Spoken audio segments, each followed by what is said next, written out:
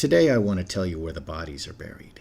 My father and his associates are the most prolific serial murderers in American history, and I believe that they have murdered over 500 people. My father passed away in 2000. His death precipitated the long process of releasing these murderers' toxic grip over my mind and over my life.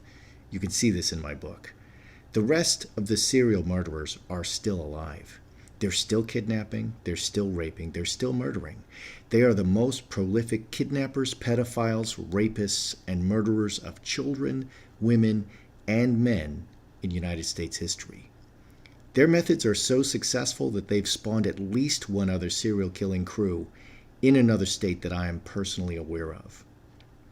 Where are these bodies buried? There are two main locations. Both locations are in Berkeley Springs, West Virginia. I am giving you location number 2 first because the address is shorter.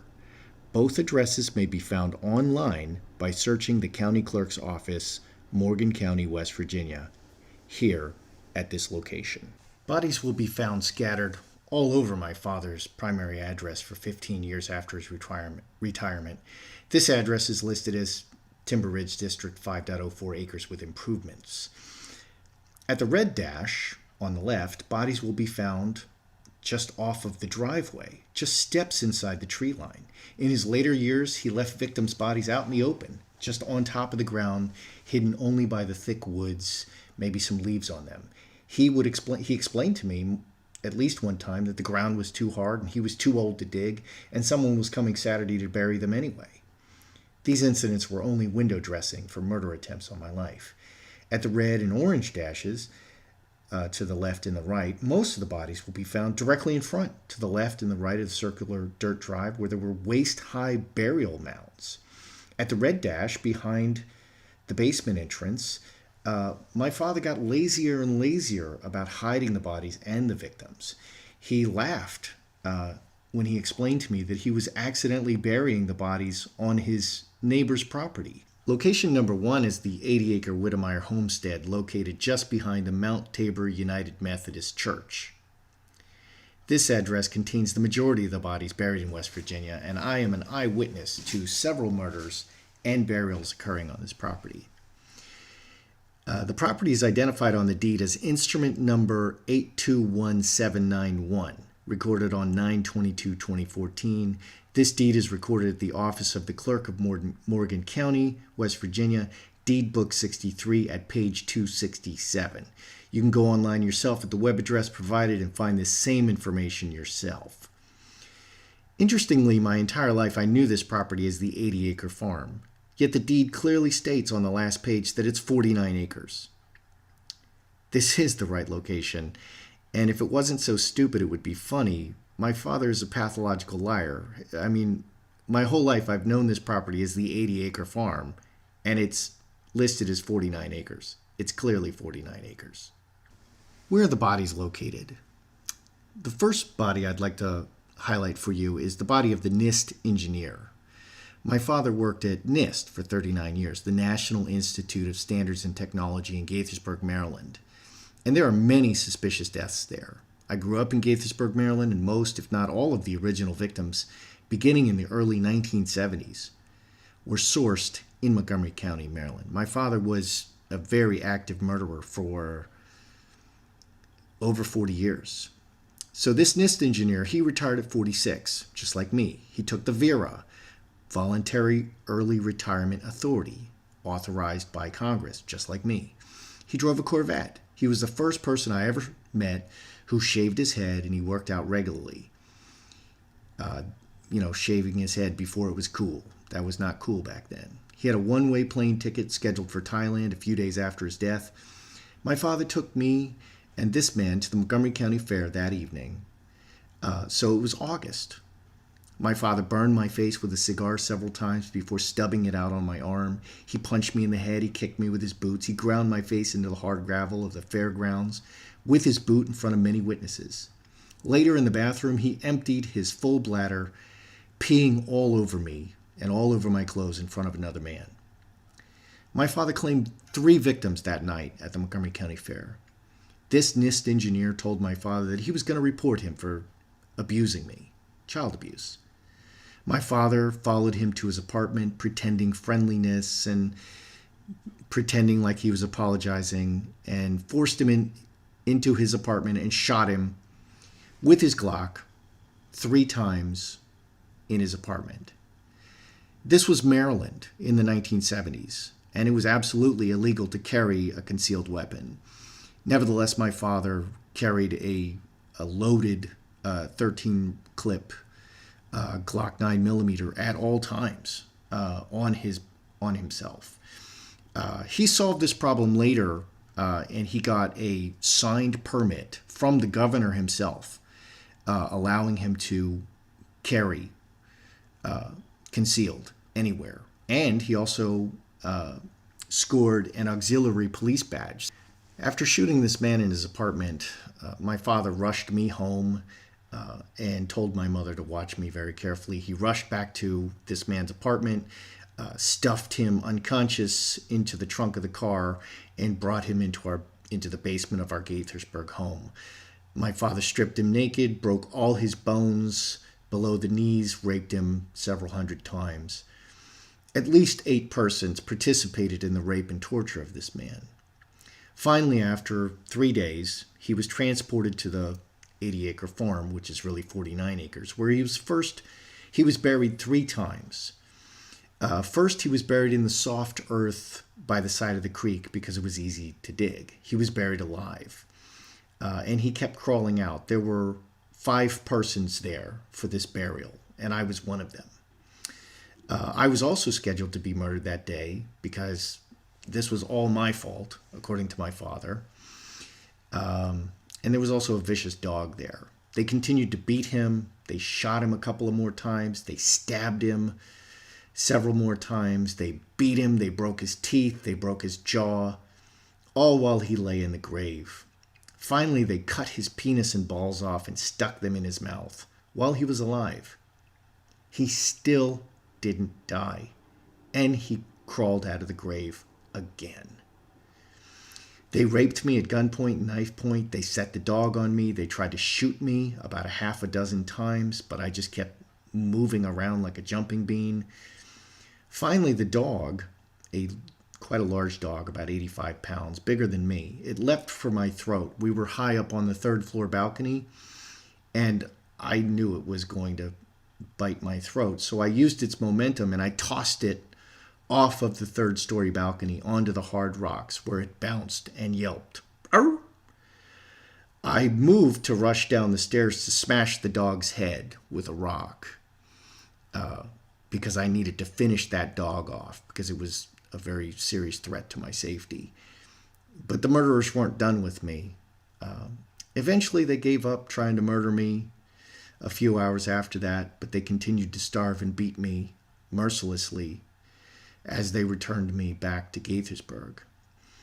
The orange marker shows where they first buried him in the soft earth by the creek bed. The green marker shows where, finally, after he was dead, he was buried behind the old rusty tractor. I was actually forced to dig this grave at gunpoint, being beaten, etc. And the red marker shows his final resting place in the center of the barn where he lays right now. This next red marker marks the body of another man buried between the pond and the Mount Tabor Church graveyard in the upper field above the pond. I was not present for this burial, although my father and others repeatedly attempted to stuff me into the trunk on top of this naked, bleeding, beaten, shot man before they transported him alive from Gaithersburg. I know of this gravesite because my father took me dove hunting one day and quail hunting, and he manipulated me into standing right on top of that grave, and then he very laughingly told me what I was standing on. Anyway, this man was a cyclist. He was a born-again Christian. He was very tall. He seemed very tall at the time. I was a small boy. He was over 6 feet tall and very athletic and very slim. My father ran him off the road on his bike using the white Studebaker we owned at the time. It was August again. We had just been at the Montgomery County Fair. My father jumped out of the car with a tire iron and beat the man unconscious before shooting him 3 or 4 times with his gun. He then dragged the man and his bike further into the woods off the road, while I and my brother were in the car. My father hurried to drop us at home. He ordered our mother to watch us very carefully, and then he went back and found the man still alive, but slipping in and out of consciousness. He loaded this man into the trunk and brought him to the basement, where he was shot again, stabbed, stripped naked, raped, and starved. All of this man's bones were systematically broken below the knee so that he couldn't run away. He constantly set the vicious dog on him, who mauled him very terrifyingly. People were very terrified of a vicious dog while they're tied. On the second night, the nude man, freezing in the trunk of the car, clawed his way through the back seat. He put the Studebaker into gear and piloted it down our very steep driveway to crash dramatically into the neighbor's house, garage. A carport, really. The cops, the paramedics, and the neighbors swarmed. Everybody swarmed outside. It was very early, 4 o'clock in the morning. Everyone was sent away, and the man was returned to our basement for more torture. I also called 911 several times, reporting all of these events during the chaos of the police swarm. After this, the serial killers, for future victims, the serial killers would also smash all the bones in the hands and arms of their victims, in addition to the feet and the legs, to prevent them manipulating anything or even crawling away. On the third day, this man was given a thin chicken soup and required to take a shower. My father and mother then raped him in their bed. Before the shower, as he stood there in our kitchen with his bones sticking out of his broken legs like Legos, he smiled at me. He put his huge, bony hand on my head and he spoke kindly to me. This man, who was so broken and so battered and so close to death, he'd been shot and stabbed so many times and mauled by the dog and burned with a blowtorch and raped. He put his hand on my head and he told me that God's angels had been visiting him at night, and he encouraged me.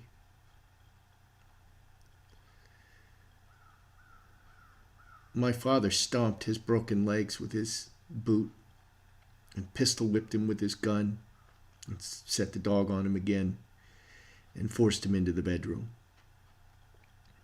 I called 911 again while they raped him in the bed. This is the man buried in the upper field.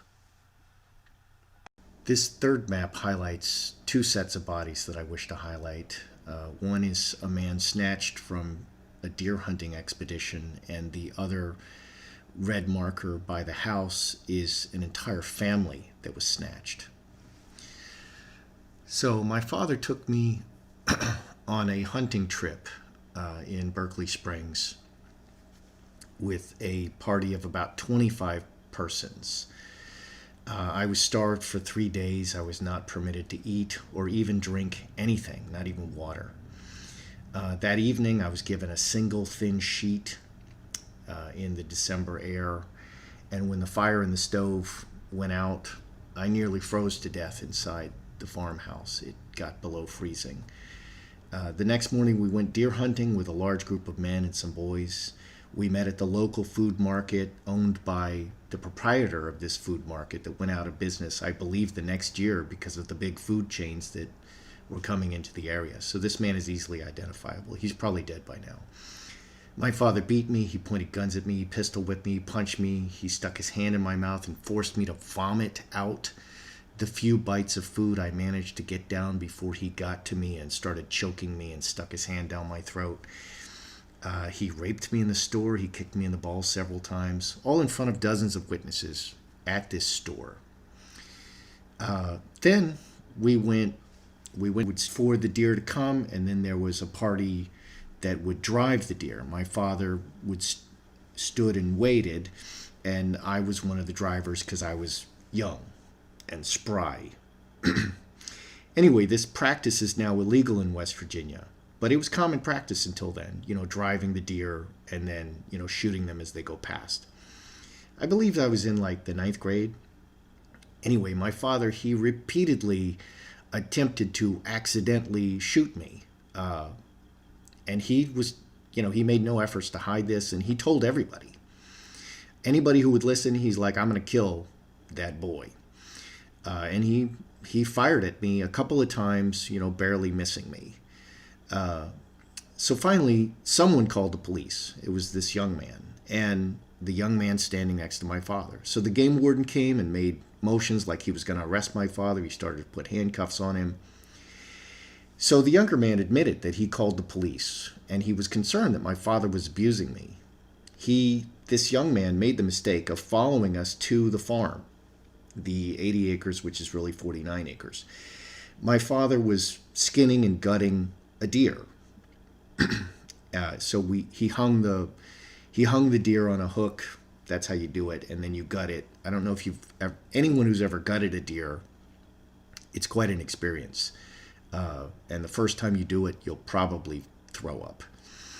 Anyway, so my father, he was gutting the deer. He was forcing me to gut the deer, and and he was, telling me that he was going to put me on that hook and gut me exactly the same way and skin me when this man came along. So this man, said, why are you abusing this boy? He doesn't deserve to be abused like this. So my father shot this man. And another associate my father called, and another associate of his came up, and they stuffed this shot man in the trunk. They stripped him naked. He was tied to a tree in the back there by the red marker. He was chained to a tree, nude, in the snow, all night, because my father didn't have time to rape and murder him. It was a long way. He had to get me back to Gaithersburg, whatnot. And so this man, he froze to death overnight. And my father and his associate, they just laughed and laughed as they described to me how they had to break his arms and legs just to get him back into the trunk because he was so stiff. They claimed 3 victims during that trip. One female who was pregnant. She's buried by the battlefield, by the Manassas battlefield in Virginia, with another associate. They claimed also another man, and they cut the baby out of her while she was alive and screaming. Okay, after raping her and beating her, and they claimed another man. He was a cook in a restaurant, and my father wouldn't let me eat anything. And this is the 3rd day, and I just was passing out because I couldn't even stay awake. I was so weak. And this man surreptitiously fed me some food, and so my father grabbed him, and I never saw him again. I'm not sure where he's buried. He was murdered. I think he's there in the West Virginia property. But that's where all the burial mounds are. That's where the majority of the bodies are buried. Okay, so the second red mark is a house. This man, he confronted my father, saying that he knew about the murders and that he had called the police. His entire family was snatched and buried there at the farm. There are records of an entire family disappearing on Mount Tabor Road around 1980. So I would really like it if somebody wanted to. Location 1, instrument 821791, recorded on 9/22/2014, is located in Berkeley Springs, West Virginia, directly behind the Mount Tabor United Methodist Church on Mount Tabor Road. So coming from Maryland, you go through Berkeley Springs on 522, proceeding south towards the Virginia line. Make a left on Mount Tabor Road, directly across from the Cape Capon State Park. You'll see the Mount Tabor United Methodist Church on your left. This church and the tiny dirt road leading into our property touches the fence line of the Mount Tabor United Methodist Church. So on one side is is the church property. On the other side is a tiny little creek, and there's this dirt road leading right into the front entrance of the farm property. You can also continue up the Mount Tabor Road as it circles around to the left. All of the land to the left, undeveloped, after the church is our farm property. There are houses on the right, some houses are on the right, but the bodies are mostly located in the back of the property.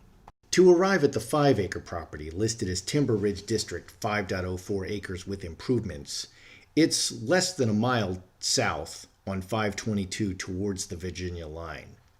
I believe the turnoff is left on Oakland Road, then a left on either 28-1 or continue to follow the Oakland Road up onto the ridge. My father's property is the first or second house on top of the ridge looking down into the valley beneath. It's 5 acres, heavily wooded. Go look! Take pictures of bodies and remains and grave mounds. Post them in the comments. I read all of the comments, and I will make certain that any information you provide gets to the victim. The goal, obviously, is a full investigation and prosecution of these monsters by law enforcement.